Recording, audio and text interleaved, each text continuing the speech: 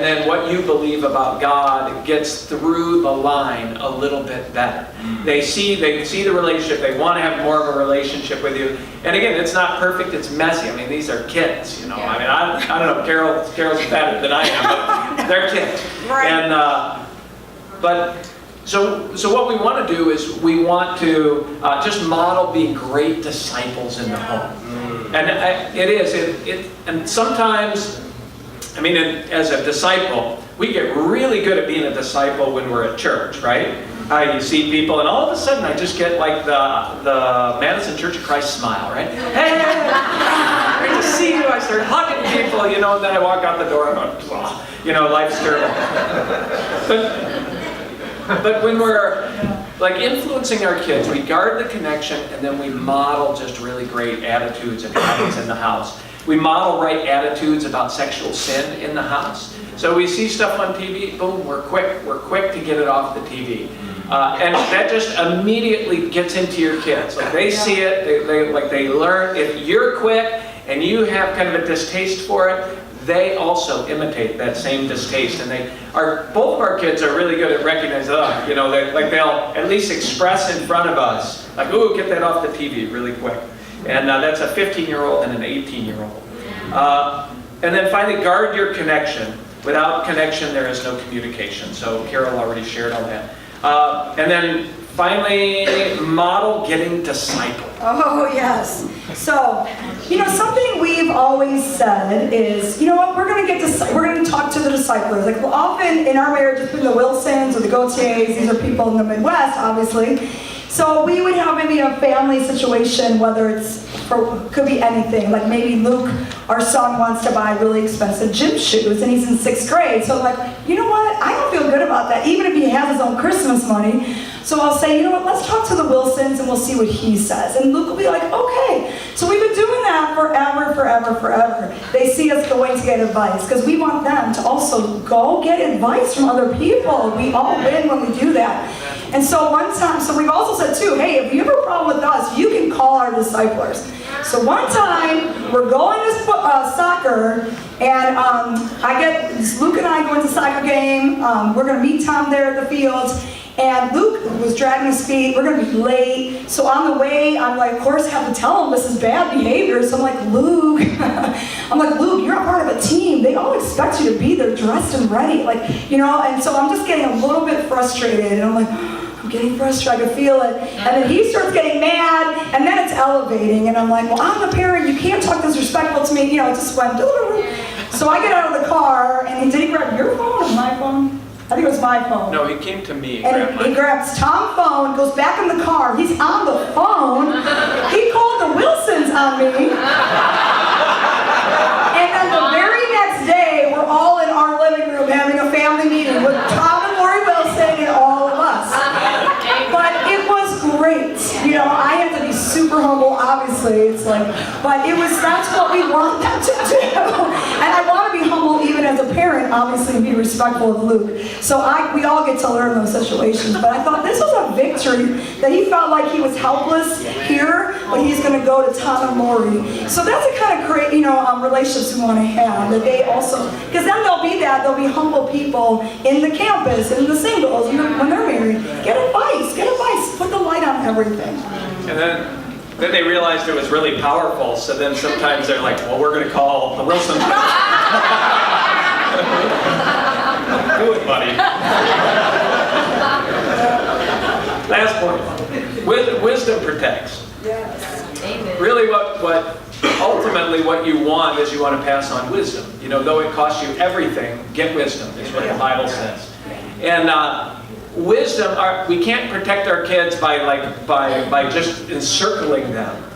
Ultimately, what protects them is they become wise enough to be able to relate to God and understand God's tools. And believe it or not, when you're really living and walking with God the way that He desires for you to live, our culture is really, you can be successful in keeping your heart very pure as far as sexual things are concerned. You can live in this world and live in God's power in a way where you can be very successful in that endeavor. But it requires being equipped with wisdom and relationships and all kinds of things. So, wisdom protects. And also being aware of the online world. You know, I think we all know you can't fight it anymore. It's gotten worse even with our phones in school. The teachers are now saying it's all, the whole class time, all the kids are on their phones. It used to be maybe the beginning of class, the end of class. It's even enveloped or evolved in the last few years. So the phones, and that is a connection, so it is hard. But we have to also be aware of what's going on online. I know when Joy got on Facebook, I got on Facebook. Knowing the rules, so your kid has to be 13 before they get on Facebook. Now Facebook is kind of not for the kids anymore, it's for us parents. They're on Snapchat and Twitter and all that. So if they're on that you might want to consider getting on that as well. Just remembering that they, you know, and we all have stories. We had a neighborhood friend that was one of Joy's friends who met a guy online, and at 3 in the morning she climbed out of her bedroom window, and this was a 6th grader, and was found in the other state across the state line with someone. You know, that she probably thought this was a safe relationship and ended up somewhere she did not probably want to be. But it's just right in our neighborhoods. This is happening. You know, all the sexting that's going on, it's a real thing that the kids are asked. The girls are very much pressured into sending pictures of themselves inappropriately. Being ready, being willing, and that the predators are in chat rooms. There's a lot of immoral sites, obviously. And we actually surveyed our kids at camp. Like, our kids go to camp in the Midwest as well. By the age of 10, all of them have seen pornography. This was years ago too, think about it. And these are our kingdom kids who go to camp. You know, like, these are our kids.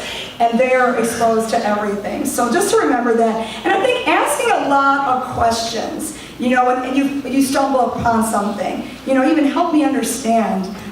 Making sure just that you're right there again, asking the questions, giving them an opportunity to kind of spill out.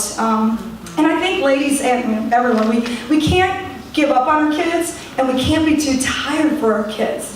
Sometimes we're just like, oh, I'm so tired. You've been looking forward to just like having your HGTV time at 10 o'clock at night, and all of a sudden, that's when they want to talk. They're a little tired too, but it's like, Mom, and it's like, okay, put away the chips and hummus.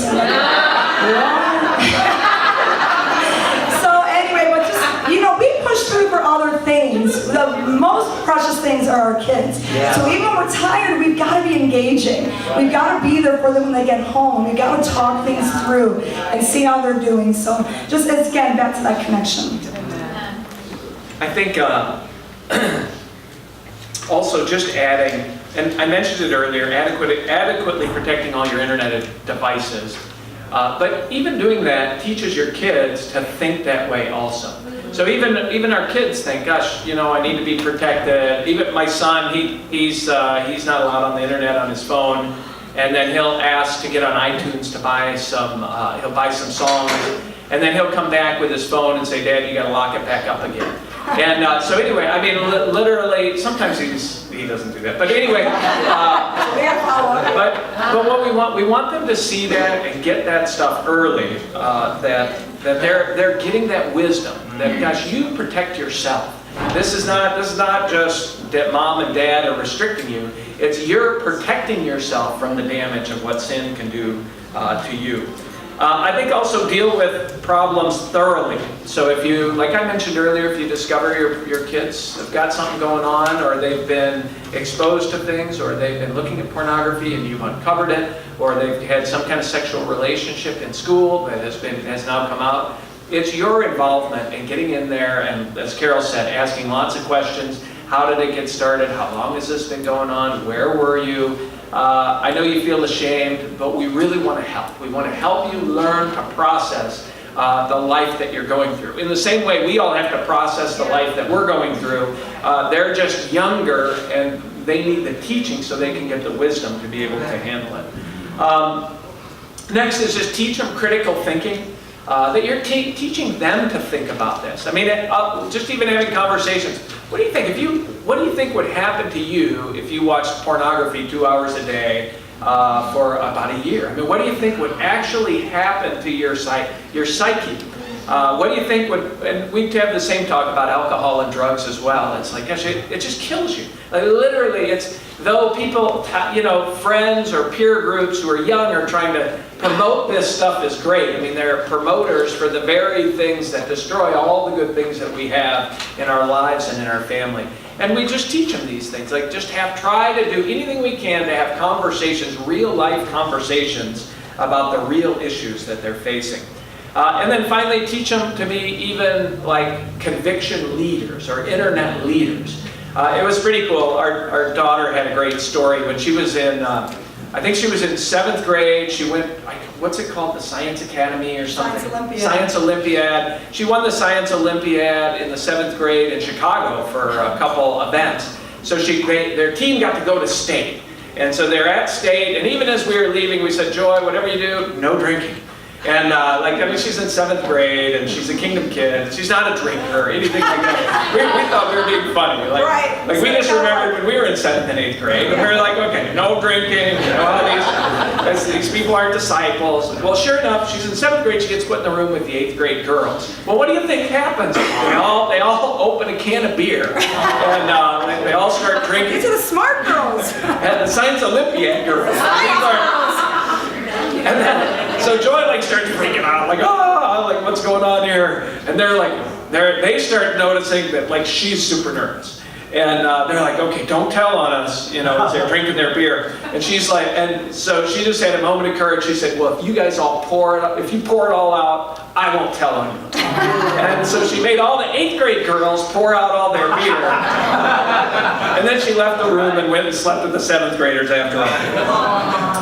But she was a leader, you know what I'm saying? I mean, that was just one example. But that's ultimately the kind of kids that we want to help raise, is that conviction about this. And not only do I need to not do it, but listen, I'm not doing it. And nobody should do it, and I don't want to be a part of it either. I mean, that's ultimately where we want them to get it. And I really believe at the end of the day, the internet was created by God to keep our church together. It does. I mean, it's like the world uses it for whatever. I mean, God makes really cool things, and the world uses it for whatever. But I really believe God made it so that we can talk to each other and we can use the internet. I mean, we can have sermons halfway around the world. You can listen to them anywhere you want. We can talk to each other and look at each other. I mean, it's absolutely amazing. And our goal is to help our kids learn how to be able to take advantage of the great things that God has given us for the sake of being able to build His kingdom. Amen. Well, brothers and sisters, just to wrap it up, sexual sin is bombarding our families everywhere. We're just getting attacked. And, just like me and my anniversary trip, right? I had great intentions, but because I had the wrong map, we ended up, it was kind of a swallow hard moment driving home. Carol's exhausted, her hip was hurting. It just didn't. I had great intentions, but I didn't have the right instructions. It's really up to us to really dive into what the Bible says and dive into some of these things and to really get rid of the denial, resist him, stay connected with one another, and add to our wisdom.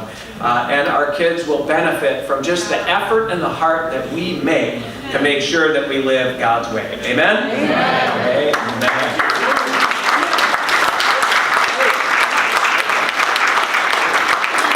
Amen. We actually have a handout.